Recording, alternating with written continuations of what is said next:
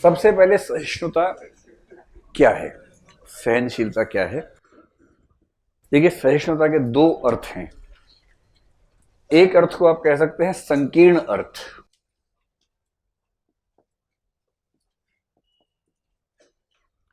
दूसरे को आप कह सकते हैं व्यापक अर्थ। जैसे चिड़ियाघर संकीर्ण अर्थ में क्या है, चिड़िया का घर, और व्यापक अर्थ में उसमें हाथी भी रहता है, शेर भी रहता है। तो संकीर्ण का मतलब बहुत स्पेसिफिक सेंस में देखें तो उसका मतलब क्या, चिड़ियाघर में जानता हूं कि उसमें सब रहते हैं, मैं केवल शब्द की व्याख्या कर रहा हूं, शब्द से समझाने का प्रयास कर रहा हूं, ठीक है। तो संकीर्ण अर्थ में सहिष्णुता क्या है, सहनशीलता क्या है।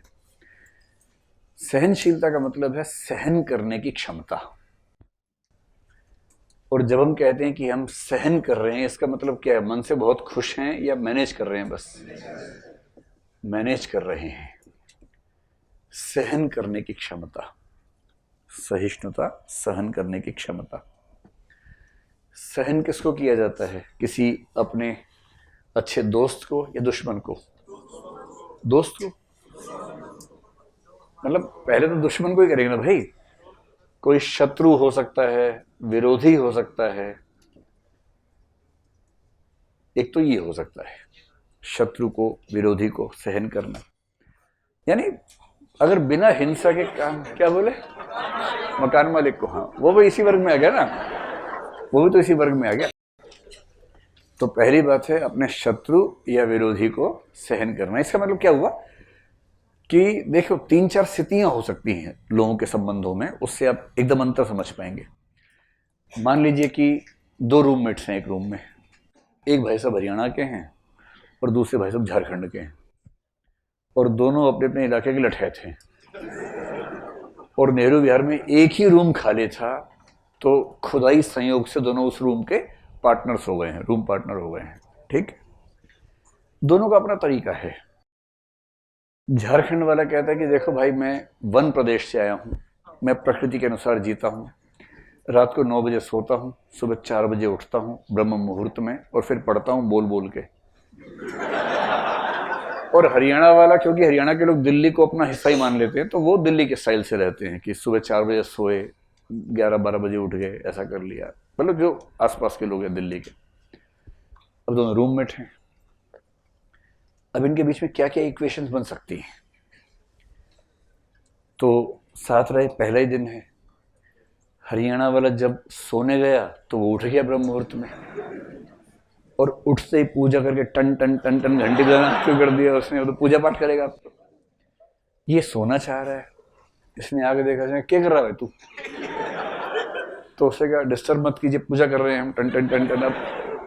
अब ऐसे में कैसे जीवन चलेगा, समझ रहे। तो ये खून का घूंट पी के लेटा हुआ है, क्योंकि दूसरा रूम उपलब्ध नहीं है कोई भी। इसने कहा ठीक है, कर ले तो पूजा पाठ, रात को मैं भी करूंगा फिर पूजा पाठ, कर तो पूजा पाठ है। अब ये किस तरह से मैनेज किया, रात को 9 बजे झारखंड वाला सोने गया, ये उठ गया, म्यूजिक चलाया, अभी तो पार्टी शुरू हुई है, आंटी पुलिस बुला लेगी, पार्टी यूं ही चलेगी, पार्टी यूं ही चलेगी। अब वो कह रहा है कि बंधु आप क्या कर रहे हैं, हम सोना चाह रहे हैं। कह रहा है बंधु क्या भाड़वे, पार्टी न्यू ही चलेगी, रात भर चलेगी, 4 बज गए हैं लेकिन पार्टी अभी बाकी है। अब ये लोग देखिए क्या होगा, दो स्थिति, पहली स्थिति रूम चेंज कर लेना चाहिए।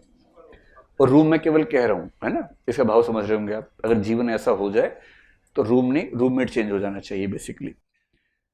मान लीजिए रूम है नहीं, रहना साथ ही है, तो सेकंड सिचुएशन क्या होगी, कोई चारा नहीं है, रहना दिल्ली में ही है, नेहरू विहार में ही, और पूरे नेहरू विहार में एक ही रूम है जिसमें दोनों रह सकते हैं, किसी और रूम में स्कोप नहीं है। अब जो गुण विकसित होगा वो है सहनशीलता। और ये गुण विकसित होने से पहले 3-4 बार जूतम पैजार हो चुका होगा। जूतम पैजार समझते हैं, जूतों का आदान प्रदान, अस्त्र के रूप में शस्त्र, चप्पल फेंक के मारी, जूता फेंक के लौटा, वहां से वापस मुंह पे छपा, 8 नंबर छप गया मुंह के ऊपर, खूब मारपिटाई चल रही है, एक ने 2 मुक्के मारे, उसे लात मारी कस के, दरवाजा टूटा, खिड़की टूटी, ये सब हुआ, पट्टियां बंधी, डॉक्टर्स आए, वो सब कुछ हुआ। फिर 4 दोस्त इनके, 4 दोस्त उनके, 2 पुलिस वाले, सब लग समझा रहे कि भाई जब रहना साथ ही है तो ठीक से रह लो, जब दूसरा ऑप्शन है ही नहीं, साथ रहना है तो ठीक से रह लो। तब इन दोनों के अंदर जो गुण विकसित होना शुरू होगा, मूल्य, उसका नाम है सहनशीलता। सहनशीलता का मतलब है सहन करो, भड़को मत, मारो नहीं, गाली मत दो, पी जाओ अंदर। तो किसी व्यक्ति के प्रति जो नफरत है, उस नफरत को मन में रखना किंतु उसे कृत्य के रूप में बाहर ना आने देना, इसको बोलते हैं सहनशीलता का जो संकीर्ण अर्थ है, ये नेगेटिव मीनिंग है, नकारात्मक अर्थ है, वो ये है। तो शत्रु विरोधी हो सकता है और किसी किसी मात्रा में अन्य व्यक्ति भी हो सकते हैं। एक उम्र के बाद माता पिता भी हो सकते हैं। एक बच्चा कह रहा है टीचर भी तो हो सकते हैं, एकदम हो सकते हैं। टीचर बच्चों के लिए और बच्चे टीचर के लिए हो ही सकते हैं इस स्थिति में कि एक दूसरे को सहन करने की जिम्मेदारी है। तो क्या करें? एक पति पत्नी में बिल्कुल नहीं बनती थी, तो उसमें एक शायर ने सुना है उसके लिए, नामुमकिन है कि कोई नतीजा निकले। बात कर दिया ना, बस यही देखना था। मैं यही परीक्षा थी आपकी कि आप चुप रहेंगे नहीं, क्योंकि आपने वाह कर दिया, इसलिए अगली पंक्ति अब इसकी नहीं सुनाई जाएगी। ठीक है, अब लौट के आइए। तो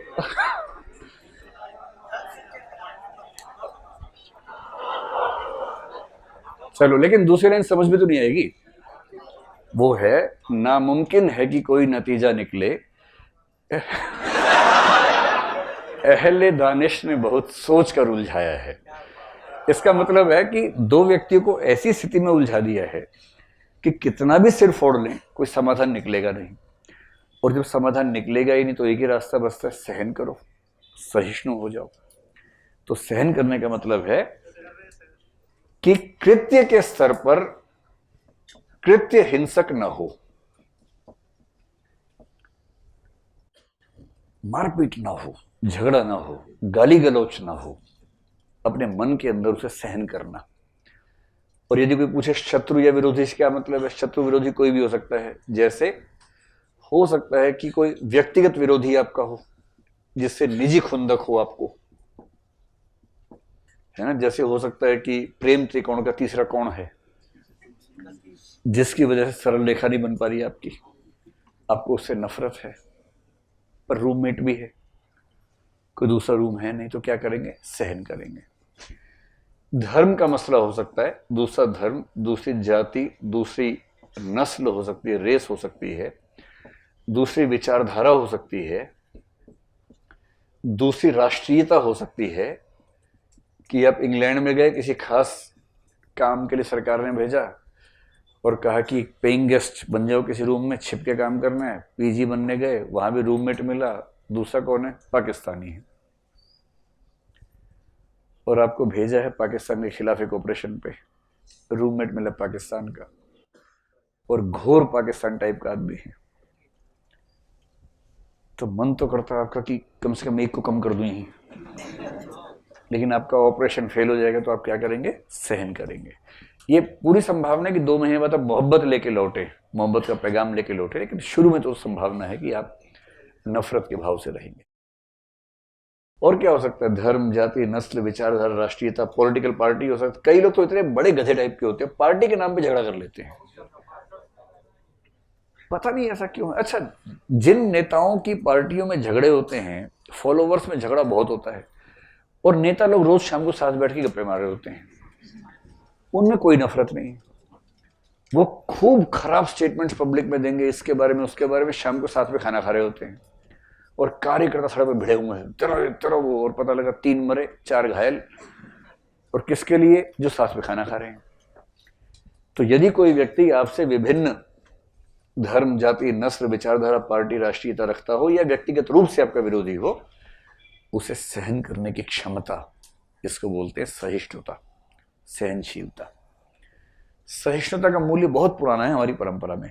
लेकिन अगर आप महात्मा गांधी से पूछें, या महात्मा गांधी जिस व्यक्ति के काफी हद तक ब्रेन चाइल्ड हैं, यानी कि महात्मा बुद्ध से पूछें, मतलब कईयों के ब्रेन चाइल्ड है, महात्मा बुद्ध भी, महावीर भी, ईसा मसीह भी, कईयों के हैं। व्यापक अर्थ में बुद्ध ने और गांधी ने, दोनों ने सहिष्णुता का अर्थ कहा कि सहिष्णुता केवल सहन करना नहीं है,